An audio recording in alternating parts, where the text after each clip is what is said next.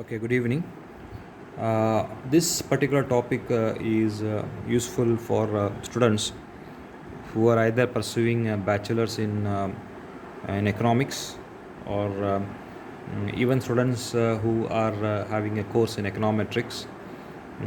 Even for some of the students who are pursuing a course in the MBA, that is, if they have taken one of the paper as managerial economics.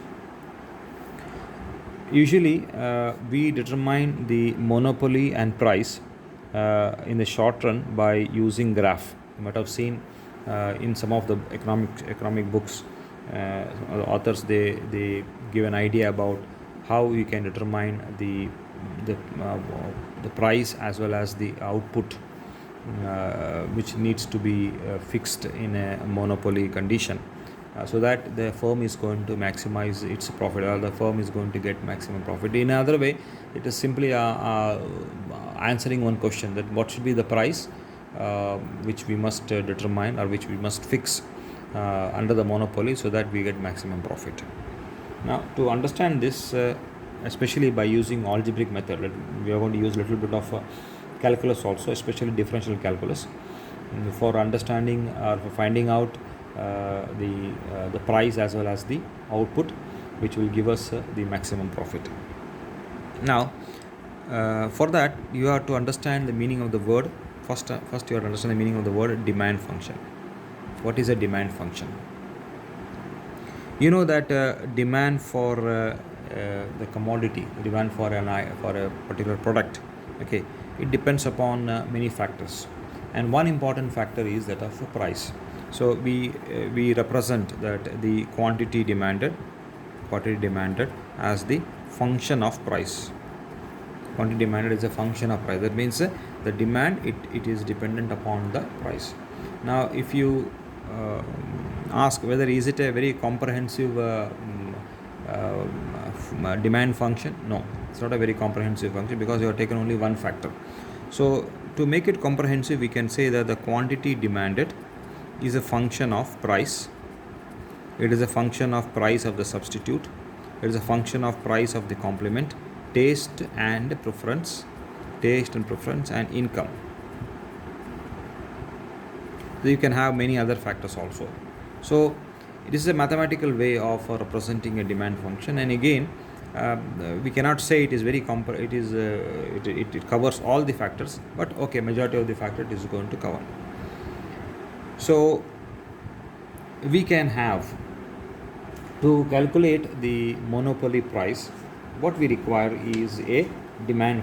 We require a demand function, and you know that the demand function, the first one which I wrote, is a relationship between the quantity demanded and the price. So by using this particular demand function, I am going to write down an equation, okay, which equation I'm going to write down an equation. Let's write down the equation here. So I say that the quantity demanded, okay, quantity demanded, this is 5q. 5q means the quantity. It depends upon the price, okay. 5q is equal to 500 minus p. Remember, p is the price is an independent variable. Price is independent variable, and quantity demanded is nothing but a dependent variable. So I can say that p, I can write here the p that represents price. The price is independent. The price is independent, while the quantity demanded is dependent. We can say dependent variable. That means at different prices, the quantity demanded also is going to be different. Now, so here what we have here is 5q minus 5q is equal to 500 minus p. So I can rewrite this, and I can write it down as p is equal to 500 minus 5q. So this is I have just rewritten this demand function. Okay, so let me consider for our purpose. So the rearranged function is p is equal to 500 minus 5q. Same likewise, we have something which is called as a total cost function. Okay, so total cost, it again depends upon many things. It depends upon the fixed cost and the variable cost.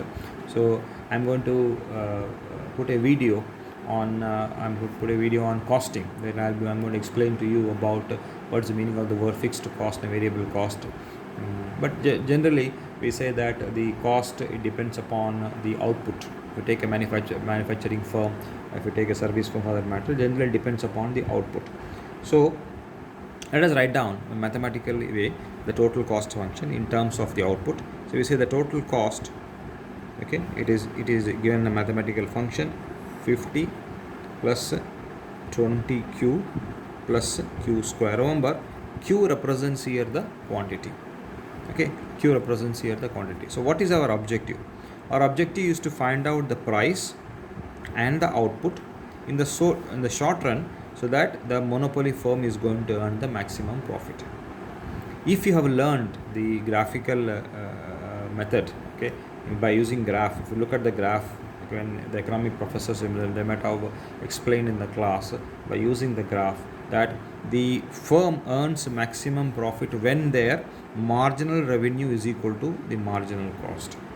Okay, so at this point, the output at which the MR is equal to MC, the marginal revenue is equal to marginal cost. If this condition, if it satisfies, the output for which MR is equal to MC. What is MR? It is a marginal revenue, and MC represents the marginal cost. Let me write down here MR. What is MR? MR represents the marginal revenue.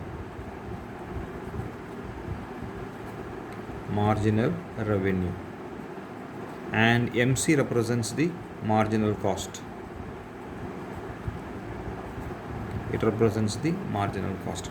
So the output at which this marginal revenue is equal to marginal cost, the profit is going to be maximum. So we have to find out MR and MC. Now, so we are going to total cost is already given to you. Why? What is important for us? For us important is total cost and total revenue.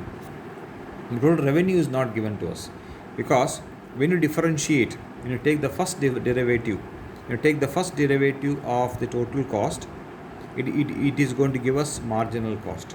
Similarly, when you take the first derivative of the total revenue, you are going to get the marginal revenue.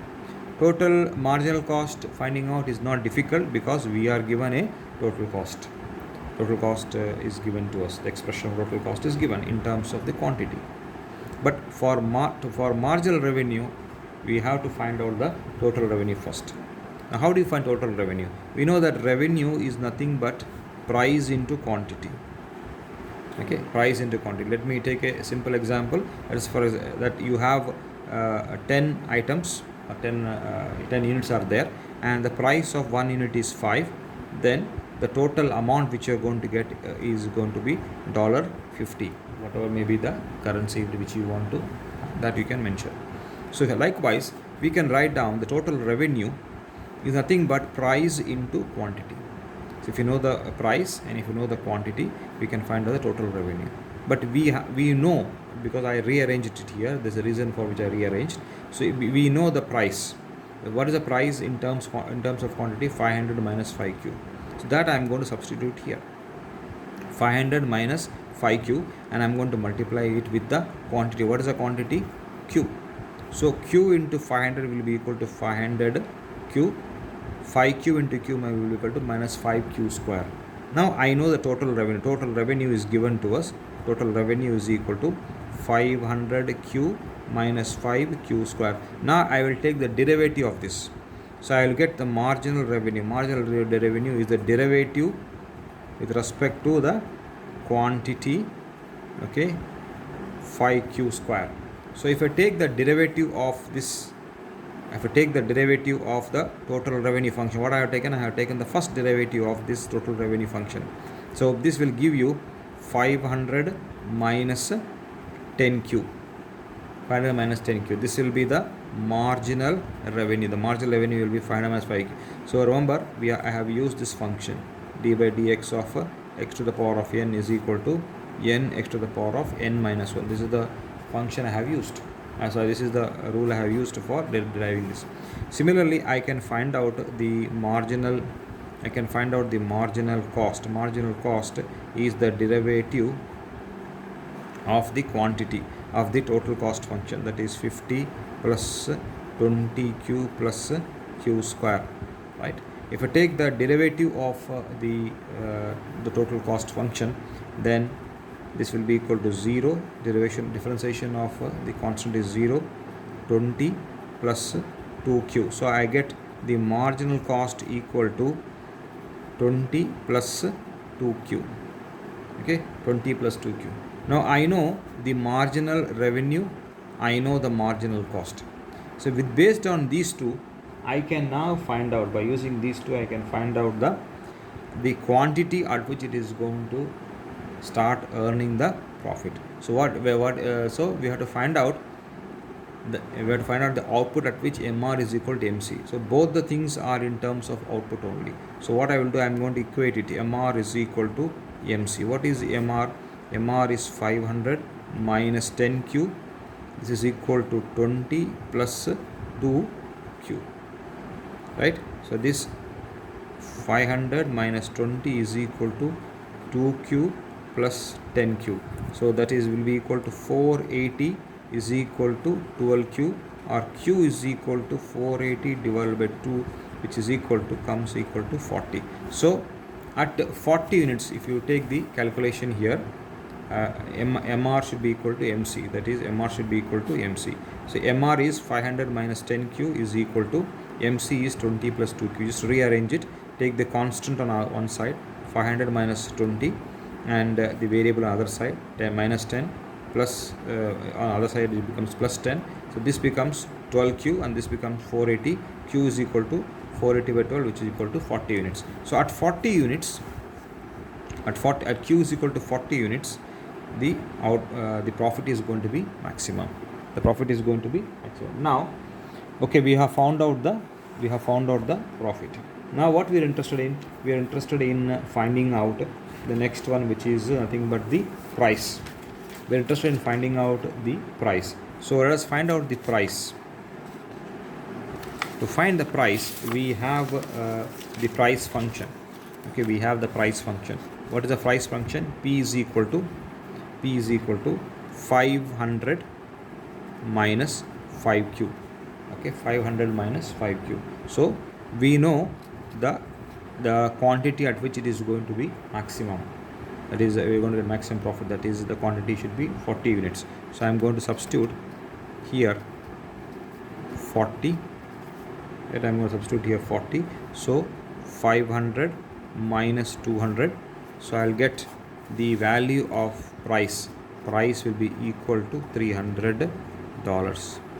At $300, okay, if you price it at $300 and output being equal to 40, the monopoly firm is going to earn the maximum. Is going to earn the maximum profit. Okay, so we have determined two things. One, we determine the price at which it is going to earn the maximum profit. That is, if it prices at $300, it is going to get the maximum profit. And then if the output is 40 units, then also it is going to get the maximum profit.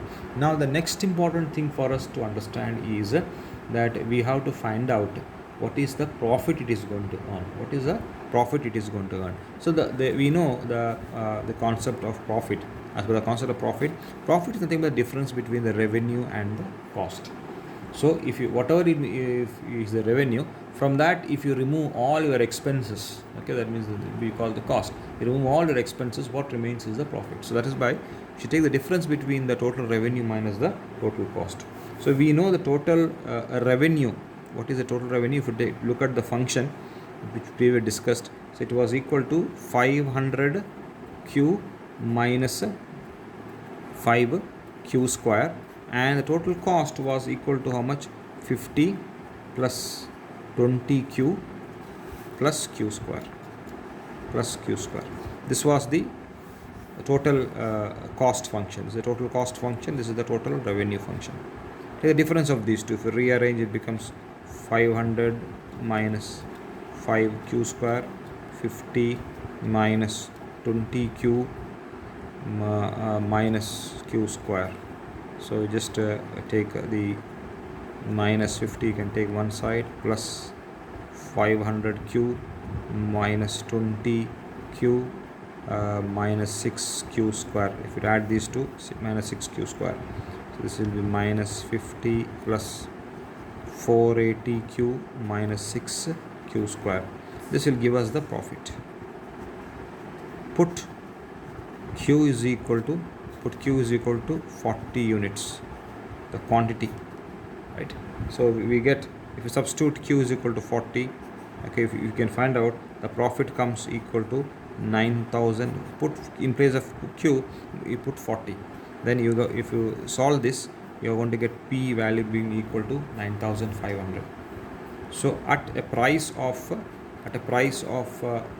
$300, and the quantity you need to produce is 40 units, then you're going to earn, the monopoly firm is going to earn a profit of $9,500.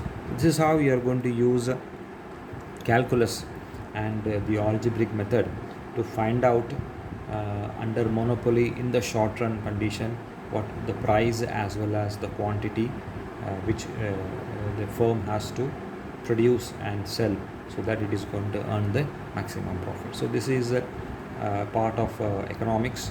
Okay, I'll be taking some more classes on economics and on some other concepts also.